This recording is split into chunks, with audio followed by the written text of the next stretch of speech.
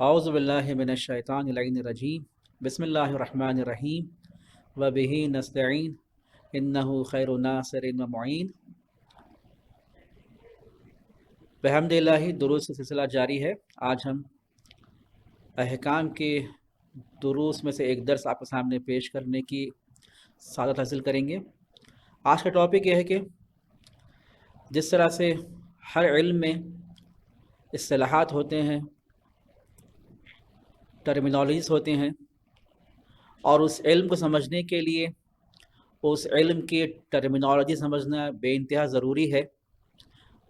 اگر ہم اس علم کی ٹرمینالوجی ہم نہیں سمجھیں گے، اس علم کو سمجھنا ہمارے لیے مشکل ہوگا، چاہے وہ علم سائنس کا علم ہو، چاہے وہ علم میتھ کا علم ہو، چاہے وہ علم اکاؤنٹنسی ہو، چاہے وہ علم ٹیکنالوجی ہو، انجینئرنگ ہو۔ ہر علم میں موضوعات موجود ہیں، ہر علم میں اصطلاحات اور ٹرمینالوجی موجود ہے، اور اس کا سمجھنا بے انتہا ضروری ہے۔ جس طرح سے علم فقہ میں بھی اصطلاحات اور ٹرمز پائے جاتے ہیں، اس کا بھی ہمیں جاننا بے انتہا ضروری ہے۔ آج اسی ٹرمینالوجی کو سمجھنے کی ہم انشاءاللہ کوشش کریں گے۔ وہ ٹرمز معمولاً فقہ میں زیادہ سے زیادہ استعمال کیے جاتے ہیں۔ سب سے پہلے آپ کے سامنے پیش کریں گے ٹائپس آف احکام۔ خود احکام ہے، اس کے اقسام بیان کیے گئے ہیں، 4 اقسام اس کے بیان کیے گئے ہیں احکام کے نام کے ساتھ۔ پہلی قسم احکام تکلیفی۔ احکام تکلیفی میں پہلے بھی عرض کر چکا ہوں، یہ عربی لفظ ہے، یہاں پر ہمیں اردو کا معنی کرنا نہیں ہے، کیونکہ اردو کا معنی تکلیف کے، مشقت کے معنی میں ہے، زحمت کے معنی میں ہے، لیکن عربی میں جب تکلیف کا بیان کیا جاتا ہے تو تکلیف کا معنی یہ ہے کہ ذمہ داری۔ احکام تکلیفی وہ احکام جو انسان کی ذمہ داری کو بتاتے ہوں۔ توجہ کریں یہاں پہ، انسان کی ذمہ داری اس کی ملٹیپل ایسپیکٹس میں، چاہے وہ انڈیویجول زندگی ہو، چاہے وہ سوشل زندگی ہو، چاہے وہ اکنامیکل زندگی ہو، چاہے وہ ریلیجیس ہو، چاہے وہ پولیٹیکل ہو، وہاں پر انسان کی ذمہ داری کو ڈیفائن کیا جاتا ہے۔ جہاں پر انسان کی ذمہ داری کو ڈیفائن کیا جاتا ہے اسے احکام تکلیفی کہتے ہیں۔ وہ ذمہ داری کیا ہے؟ یا وہ ذمہ داری واجب ہے، یا وہ ذمہ داری حرام ہے، یا وہ ذمہ داری مکروہ ہے، یا وہ ذمہ داری مستحب ہے، یا وہ ذمہ داری مباح ہے، اس کی تفصیل بیان کی جائے گی۔ تو پہلی اصطلاح کیا ہے؟ احکام تکلیفی۔ دوسری اصطلاح کیا ہے؟ احکام وضعی۔ وضعی کسے کہتے ہیں یہاں پہ؟ جہاں پر کسی وضعیت کو ڈیفائن کیا جا رہا ہو، کسی سچویشن کو ڈیفائن کیا جا رہا ہو، حکم وضعی کہتے ہیں۔ ایسا حکم جو کسی شے کی وضعیت کو بیان کر رہا ہو، ایسا حکم جہاں پر انسان کے عمل کی وضعیت اور اس کی سچویشن کو ڈیفائن کر رہا ہو۔ یہاں پر تکلیفی حکم نہیں ہے، یہاں پر انسان کی ذمہ داری نہیں ہے، بلکہ یہاں پر سچویشن کو ڈیفائن کیا جا رہا ہے، وضعیت کو ڈیفائن کیا جا رہا ہے۔ وہ وضعیت کسی شے کی ہو یا وضعیت انسان کے عمل کی ہو، وہاں پر وضعیت کو بیان کیا جا رہا ہے۔ مثال کے طور پر دیکھیے، یہاں پہ کہا جاتا ہے احکام وضعی میں صحیح اور باطل۔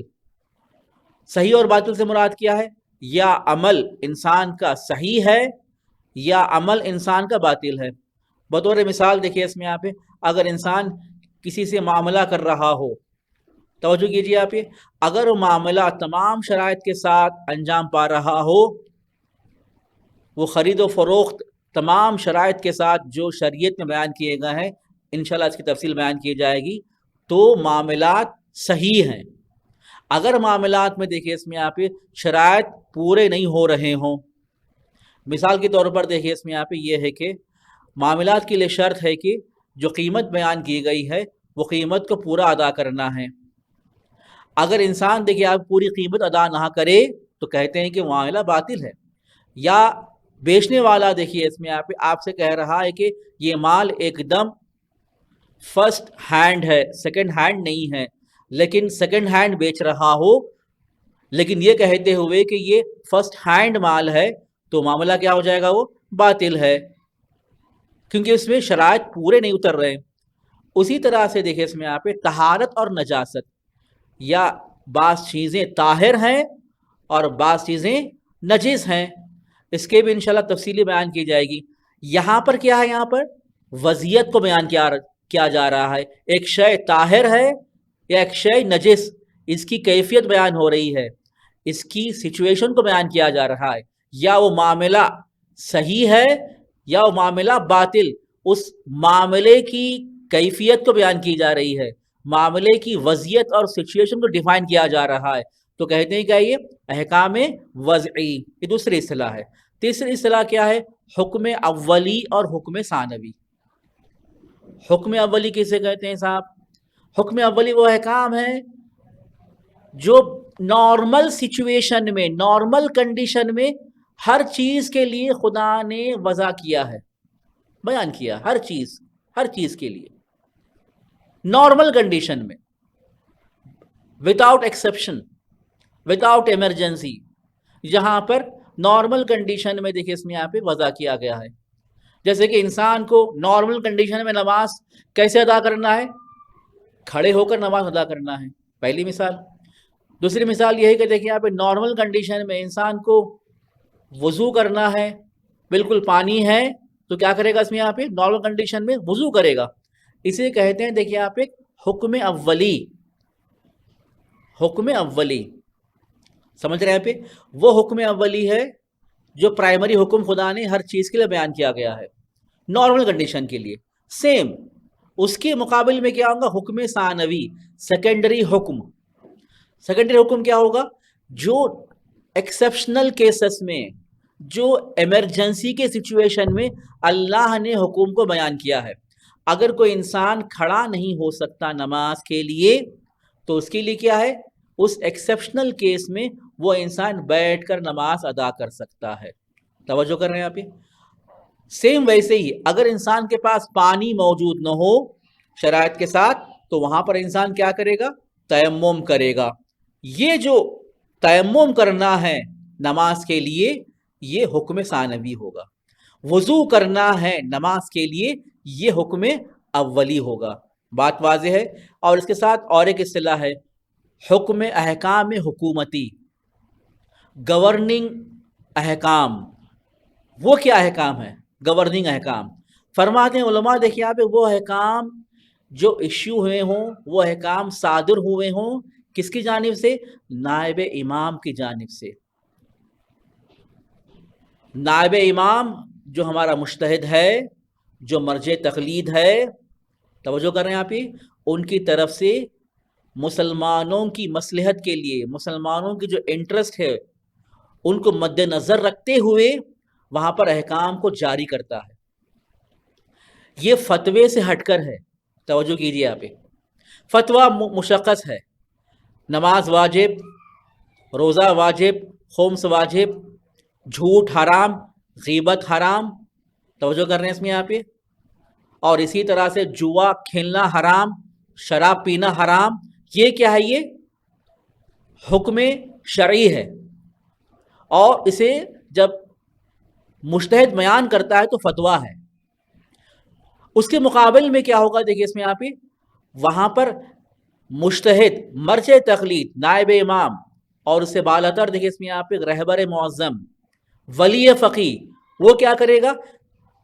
جامع اسلامی کی جو مسلمان معاشرہ ہے اس کی مصلحت کو مد نظر رکھتے ہوئے، مسلمان معاشرے کے انٹرسٹ کو مد نظر رکھتے ہوئے حکم جاری کرے گا۔ مثال کے طور پر دیکھیں اس میں یہاں پہ اسرائیلی پروڈکٹ کا خریدنا حرام ہے۔ اسرائیلی وہ کیا ہے پروڈکٹ؟ وہی پروڈکٹ جو آپ کے شکل میں یہاں پر صابن ہے، ٹوتھ پیسٹ ہے، پاؤڈر ہے، کولڈ ڈرنکس ہے وہ چیز حلال، لیکن یہاں پر ولی فقیہ آئے گا، مرج تقلید آئے گا اور دیکھے گا کہ آپ اس پروڈکٹ جو اسرائیلی کمپنیوں کی جانب سے بنی ہوئی ہے اگر آپ خریدیں گے تو کیا ہوں گا؟ آپ یہ جو دشمن اسلام ہے اسے آپ کیا کر رہے ہیں؟ آپ یہ تقویت دے رہے ہیں، سپورٹ کر رہے ہیں۔ تو اس لیے آپ کو چاہیے کہ آپ کیا کریں؟ آپ یہ اس اسرائیلی پروڈکٹ کو مت خریدیں۔ یہ جو حکم ہو رہا ہے اسے کہتے ہیں حکم حکومتی، یعنی ولی فقیہ معاشرے کی مصلحت کو نظر رکھتے ہوئے حکم جاری کرے گا، اسے حکم حکومتی کہتے ہیں۔ یہ اصطلاح کس کے لیے ہیں؟ یہ چار اصطلاح ہیں احکام کے لیے۔ اب یہاں پر حکم تکلیفی کے بارے میں آیا تھا، احکام تکلیفی کے بارے میں، اور اب جانتے ہیں دیکھیں آپ احکام تکلیفی 5 ہیں۔ پہلی چیز کیا ہے؟ واجب۔ واجب اسے کہتے ہیں جس کا انجام دینا ضروری ہے، ترک کرنا حرام ہے۔ انجام دینا واجب ہے، ضروری ہے آپ کے لیے، آپ اسے ترک نہیں کر سکتے۔ نماز، روزہ، یہ کیا؟ یہ حکم تکلیفی کی پہلی قسم۔ نماز واجب، روزہ واجب، اس کو آپ ترک نہیں کر سکتے، انجام دینا ضروری۔ دوسرا کیا ہے آپ کے لیے؟ حرام، جس کا ترک کرنا ضروری ہے، جس کا ترک کرنا ضروری ہے، توجہ کر، انجام دینا حرام ہے۔ وہ کیا ہے آپ کا؟ جھوٹ بولنا، شراب پینا، جس کا ترک کرنا ہمارے لیے کیا ہے؟ یہ ضروری ہے۔ یہ حکم تکلیفی کی دوسری قسم۔ تیسری قسم مستحب، جس کا انجام دینا ریکمنڈڈ ہے، یعنی ثواب ہے، اگر انسان اسے انجام دے تو اللہ اس کے لیے ثواب لکھے گا، ترک کرنے پر کوئی عقاب نہیں ہے۔ لیکن واجب کے ترک کرنے پر عقاب اور عذاب ہے، حرام کے انجام دینے پر عقاب ہے، مستحب کے ترک کرنے پر کوئی عقاب کوئی عذاب نہیں ہے، انجام دے گا تو ثواب میں اضافہ ہوگا۔ مثال کیا دیکھیے، آپ قرآن کی تلاوت کرنا واجب نہیں ہے، مستحب ہے، ثواب زیادہ ہے۔ نوافل نمازیں ادا کرنا واجب نہیں ہے، مستحب ہے، انجام دینے پر ثواب ہے۔ اور اسی کے مقابل میں کیا ہے؟ چوتھی اصطلاح مکروہ، جس کا ترک کرنا ریکمنڈڈ ہے، اس کے ترک کرنے میں ثواب ہے، انجام دینے میں کوئی عقاب کوئی عذاب نہیں ہے۔ مثال کیا ہے دیکھیے اس میں یہاں پہ گندے لباسوں کا پہننا مکروہ ہے، اگر انسان اسے ترک کرے تو ثواب ہے اس کے لیے، انجام دینے پر کوئی عقاب کوئی عذاب نہیں ہے۔ اور آخر میں کیا دیکھیں اس میں یہاں پہ مباح۔ مباح کیا ہے؟ جس کا انجام دینا ترک کرنا دونوں برابر ہے، نہ انجام دینے پر کوئی ثواب ہے نہ ترک کرنے پر کوئی عقاب ہے، دونوں برابر۔ مثال کے طور پر کیا ہے؟ کھانا پینا چلنا سونا، یہ سب کیا آپ کے لیے وہ مباح ہے۔ یہ جو 5 ہیں یہ کیا ہے آپ کا؟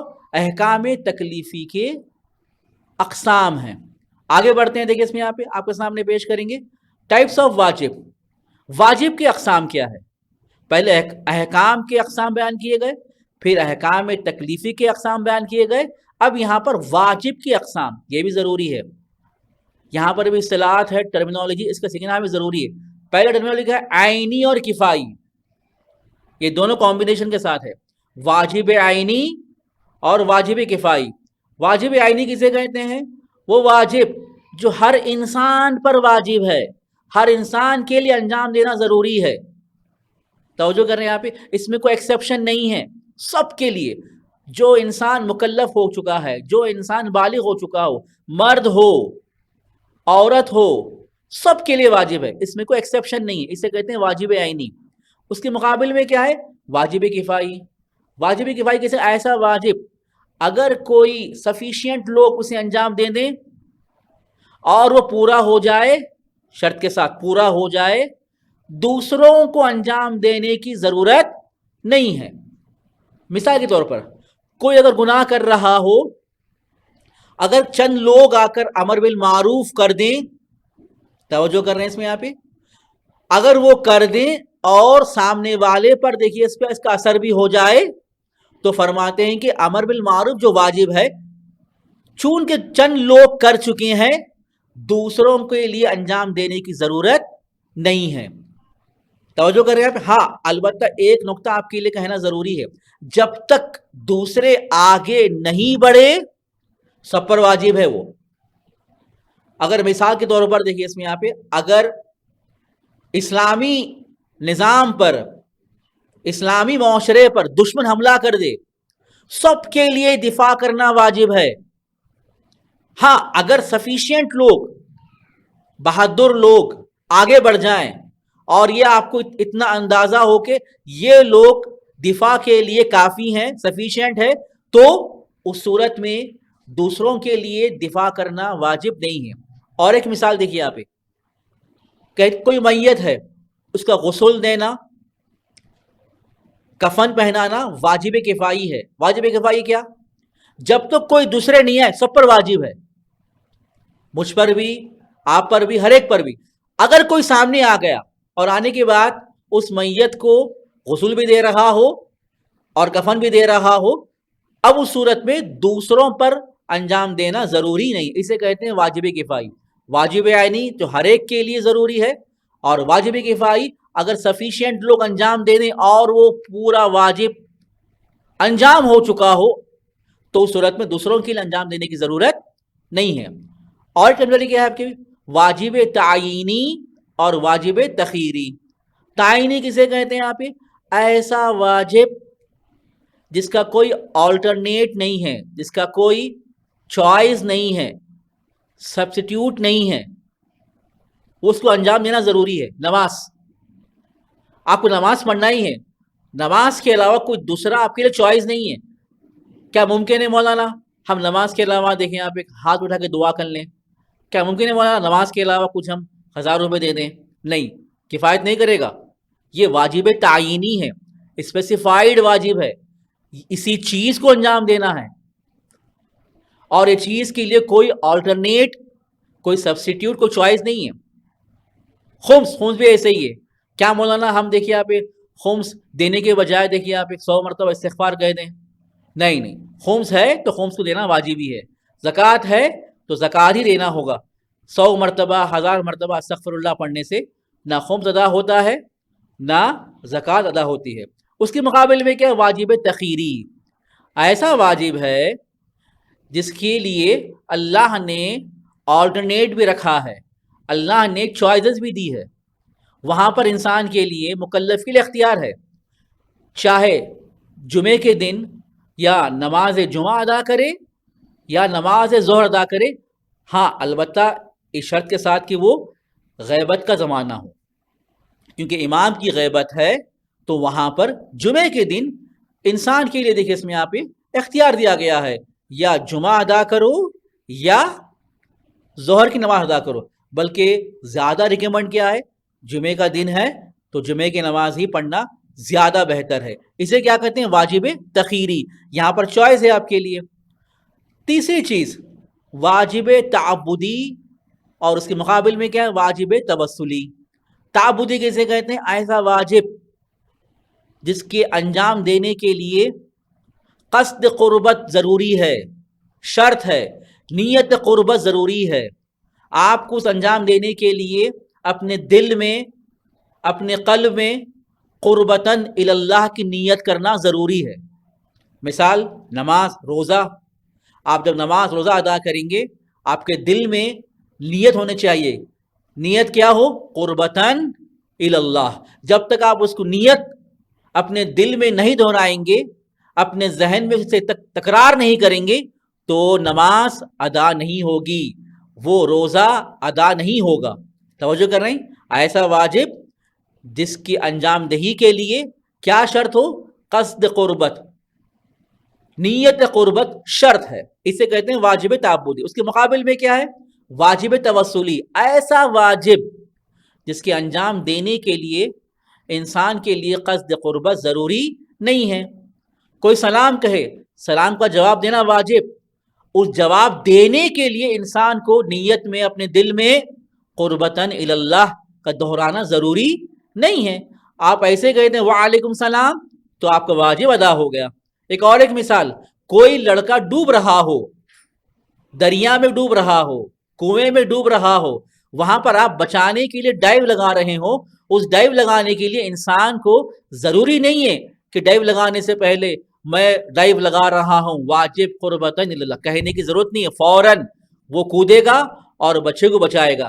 یہ واجب ہے بچے کو بچانا. اگر ہمیں تیرنا آتا ہو تو یہ واجب کو انجام دینے کے لیے انسان کو قصد قربت کی ضرورت نہیں ہے. اسے کہتے ہیں توسلی.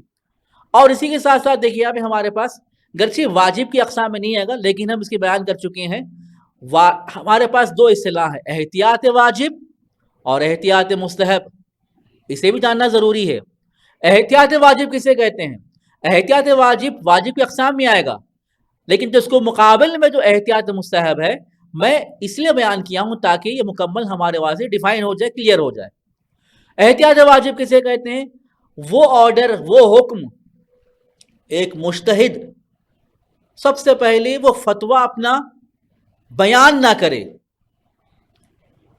اپنا فتویٰ بیان نہ کرے یقین کے ساتھ، بعد میں یہ کہے کہ احتیاط یہ ہے کہ آپ اسے انجام دے دیں. پہلے وہ فتویٰ بیان نہیں کیا ہے، وہ پہلے کلیئرلی حکم کو صادر نہیں کیا ہے. پہلے دیکھیے یہاں پہ حکم کو کلیئرلی بیان نہیں کیا ہے. پھر وہ کہتا ہے دیکھیے اس میں یہاں پہ احتیاط واجب یہ ہے کہ آپ اسے انجام دے دیں. مثال دیکھیے یہاں پہ، مثال آپ کے سامنے پیش کروں گا میں. غیبت کا زمانہ ہے، جمعے کا دن ہے، اور یہاں پر بعض مراجع تقلید کہتے ہیں کہ احتیاط واجب یہ ہے. ابھی یہاں پر فتویٰ نہیں دیا گیا شروع میں کہ یہ کہے کہ جمعہ واجب ہے جمعے کے دن، یا یہ کہیں کہ ظہر واجب ہے فقط جمعے کے دن. نہیں ہے، کہہ رہے ہیں کہ جمعے کے دن غیبت زمانہ میں، زمانے غیبت میں احتیاط واجب یہ ہے کہ آپ کے لیے اختیار ہے، چاہے تو آپ جمعہ ادا کریں، چاہے تو آپ دیکھیے یہاں پہ ظہر کی نماز ادا کریں. احتیاط واجب، توجہ کریں یہاں پر کوئی فتویٰ نہیں ہے. تو یہاں پر فرماتے ہیں کہ جہاں بھی احتیاط واجب آ جائے تو وہاں پر مقلد کسی دوسرے مرجع تقلید کی طرف رجوع ہو سکتا ہے. اب رجوع ہونے کا احکام تفصیل ہے، آپ کے سامنے بیان کروں گا. جہاں پر احتیاط واجب ہوگا تو وہاں پر دیکھیے یہاں پہ مقلد کو اختیار ہے کسی دوسرے مرجع تقلید کی طرف اپروچ کرے، چاہے تو اپنے ہی مرجع تقلید کا حکم مان لے. اگر وہ ماننا نہیں چاہ رہا تو وہ کیا کرے گا؟ وہ دوسرے مجتہد کی طرف رجوع کر سکتا ہے. اس کے مقابل میں کیا؟ احتیاط مستحب.